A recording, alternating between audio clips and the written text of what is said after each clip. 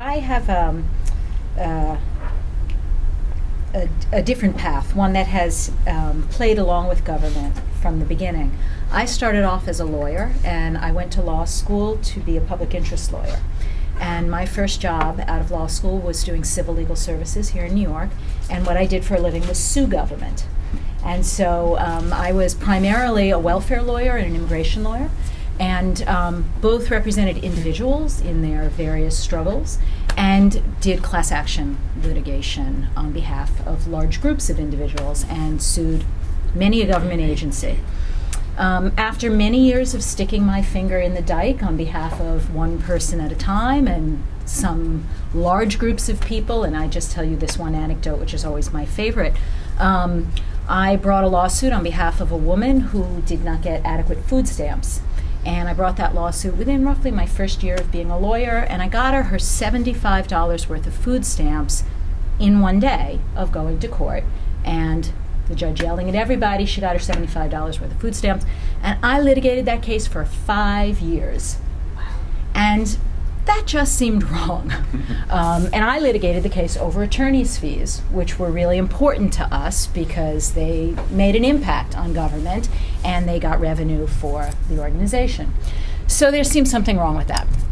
So I left lawyering and went to the Vera Institute of Justice. And for those of you who know Vera, we, as in the past tense, are here in New York City and have been in business for over 40 years now. It's probably 45 some odd years. And Vera works in partnership with government to change systems, test new ideas, push out new ideas. And what's really interesting about listening to this and the work that you're doing is that many of the frustrations we experienced in our work are the ones that you all are responding to. But we played in many, many fields, although largely the justice field. And I'll just give you 2 examples of the work that we did that sort of show how the partnership with government might work. Vera's first innovation was in some sense Vera's most successful innovation because it had enormous systemic change. And that was some 40 some odd years ago here in New York City, the founder of Vera, who's sort of a legend in New York City innovation, a guy named Herb Sturz, was taken by the idea that people would go to court and after someone was arrested and held without bail. That was standard practice in New York. You were arrested, didn't matter what crime you were picked up on. If you were picked up for jaywalking or you were picked up for murder, you got held pending trial.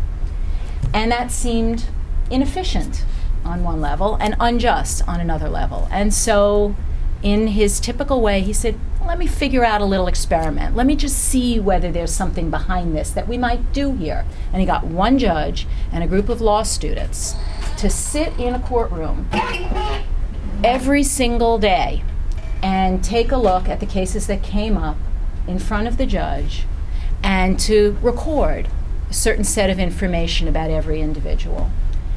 And ultimately what they determined was that your likelihood to appear in court on your next date, right? What's the whole point of holding people is because that's your way of assuring that they come back to court on the next date.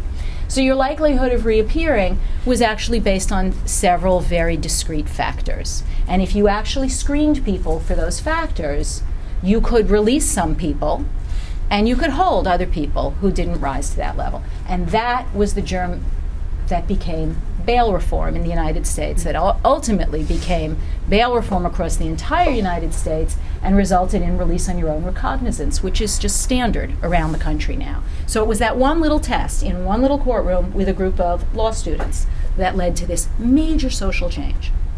40 some odd years later, I don't think that I could put my finger on but a handful of experiments that led to change on that scale.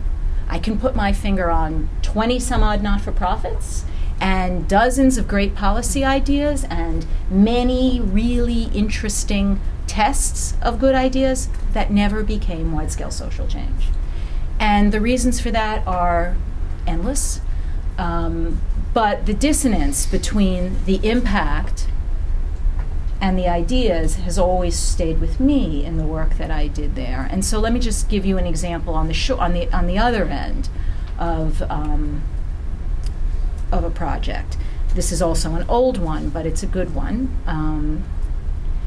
In New York, 30 some odd years ago, you could walk up and down the Bowery and it didn't look like it looks right now. The Bowery was notorious by its own name for being Skid Row. And Vera Folks noticed all these folks up on the Bowery, started interviewing folks on the Bowery, and discovered what we all know, which is many of them were, at that time, really alcoholics. Fewer of them were drug addicts.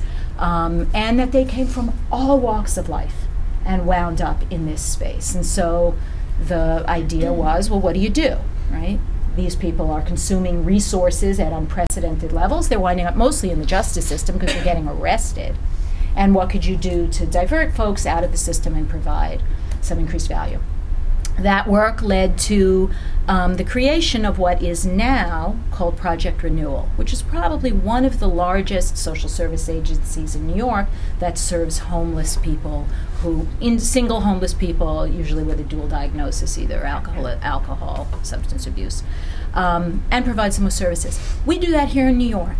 Now, lots of people have looked at Project Renewal around the country and its services, and it's innovated in many ways, but we still do that here in New York on thousands of grants from individuals and government and corporations and philanthropy, but we have never taken what is a proven model for getting homeless individuals off the street and for affecting change in their lives on a bigger level than as an independent not-for-profit. So I set those up as a paradigm for both successful innovations that have not found themselves in the same place over time.